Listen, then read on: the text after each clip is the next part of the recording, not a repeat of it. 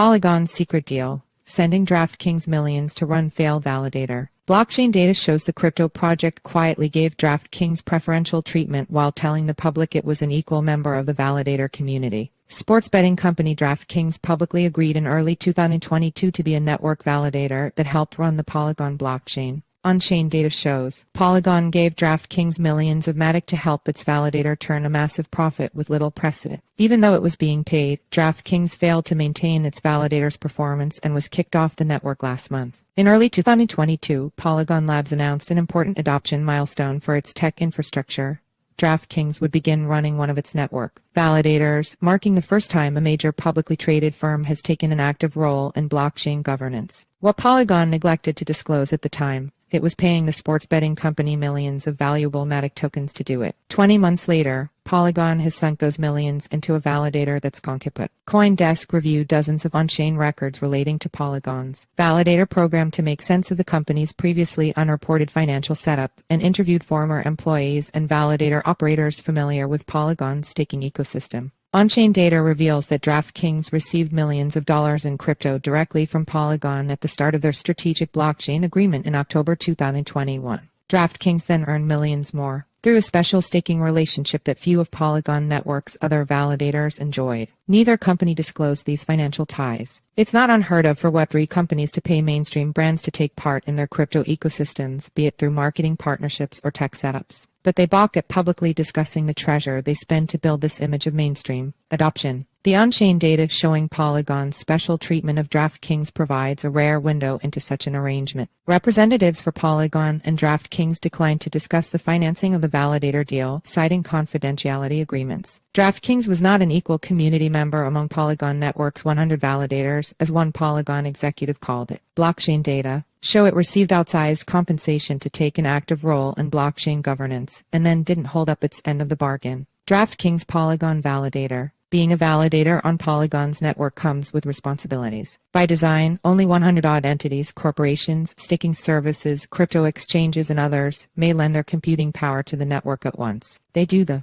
work of verifying transactions on the platform. The network rewards their efforts by automatically sending them Polygon's crypto, called MATIC. This is the key to the process known as staking. Validators stake MATIC as collateral against their doing honest work. They can earn more MATIC rewards by staking more MATIC tokens. MATIC owners who don't run their own validators can delegate their tokens to others who do. Most Polygon validators charge a 5% 10% commission on the rewards earned from these delegated tokens. DraftKings Validator was different. It charged a 100% commission, meaning its dozen or so small-time delegators didn't get a single MATIC token as reward. The whole point was to set and forget it, said Boris Mann, one such DraftKings delegator, who estimated he missed around $800 because he didn't realize the company took the whole staking reward as commission. The DraftKings validator grew to be among the Polygon network's largest. Its biggest delegator was Polygon. The project had delegated 60 million MATIC tokens to help DraftKings earn more staking rewards. Polygon apparently wasn't concerned with letting DraftKings eat its lunch. It seems that was kind of the point. No money down for DraftKings. There's nothing unusual about Polygon Foundation, or any blockchain steward, really, delegating its native token to other validators. People familiar with the staking industry said. By delegating tokens to validators, foundations can pay brand partners and reward network contributors without taking a direct hit to the balance sheet. The partners benefit from the staking payouts accrued to them by using delegated tokens. At the end of the day, the foundation can get those tokens back. Foundations naturally have huge treasuries of their blockchain's native tokens, said Edouard Lavidal, the co-founder of Stakin, a crypto staking company that runs a validator on Polygon.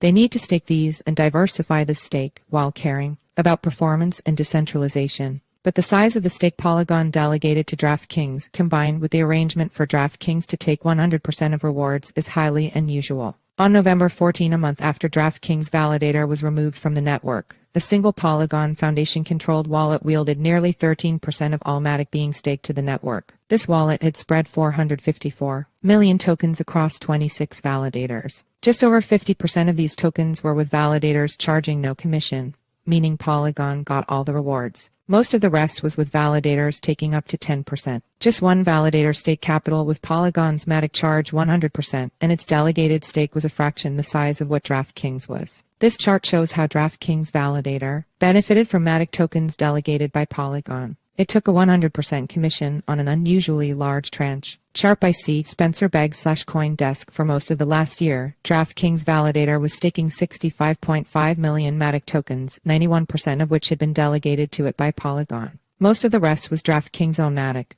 3 million MATIC it earned from staking rewards and 2.5 million it had staked. At the beginning of the relationship in March 2022, blockchain data indicates DraftKings received this MATIC from Polygon Foundation in early October 2021. At the time, it was worth $3.2 million.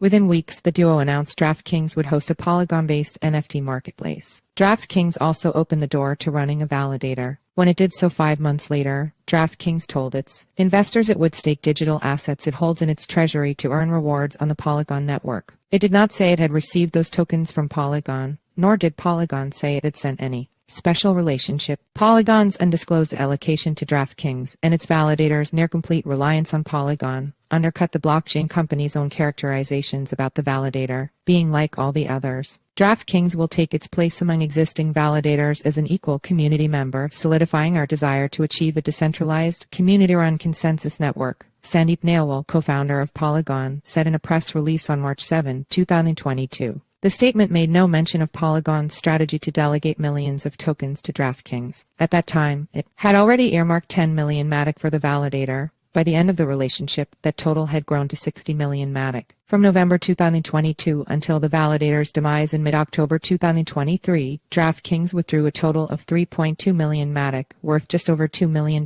at current prices. It had amassed more in personal rewards than any other validator over that period. These rewards were possible only because of Polygon's massive delegation. Without those 60 million MATIC tokens, DraftKings might have earned only 4% of what it did, data from Validator info suggests. DraftKings' earnings came at the expense of every other staker in Polygon's ecosystem. The network issues only a finite number of MATIC rewards to stakers annually. At least 80% of DraftKings Polygon delegated tokens came directly from the foundation, meaning they were not previously being staked. These newly delegated tokens diluted how much rewards everyone else could get, slouching toward irrelevance. It is unclear why DraftKings allowed its Polygon validator to fall into disrepair. But on-chain clues hint the company's infrastructure relationship began to shift just over a year ago. On November 7, 2022, the entire crypto industry was on the cusp of chaos. Rumors were swirling of a massive financial hole at crypto exchange FTX. Within days, it would declare bankruptcy and its founder Sam Bankman-Fried would be arrested and later convicted of fraud. By this point, DraftKings was rolling in MATIC rewards. In 8 months, the validator's token stake had grown 120% to 5,578,681 MATIC, $6.3 million